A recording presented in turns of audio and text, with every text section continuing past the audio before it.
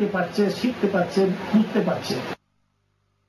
2014-15 অর্থ বছরের বাজেটে তামাকজাত পণ্যের উপর কিছুটা কর বৃদ্ধি ইতিবাচক হলেও তা কাঙ্ক্ষিত মাত্রায় পর্যাপ্ত নয় বলে মন্তব্য করেছেন বিশিষ্ট অর্থনীতিবিদ আবুল বারাকাত।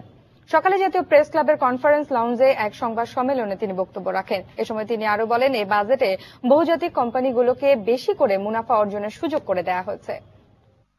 প্রস্তাবিত 2014-15 অর্থ বছরের বাজেটে তামাকজাত পণ্যের উপর কিছুটা কর বৃদ্ধি ইতিবাচক, তবে তা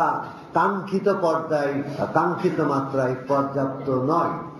বহুজাতিক তামাক কোম্পানিগুলোকে বেশি করে মুনাফা অর্জনের সুযোগ করে দেয়া হলো।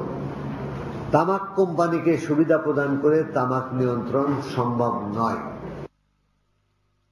বিদেশে জনশক্তি রপ্তানি বাড়াতে অভিবাসন ব্যয় কমাতে সরকারের প্রতি আহ্বান জানিয়েছে Bangladesh association of international recruiting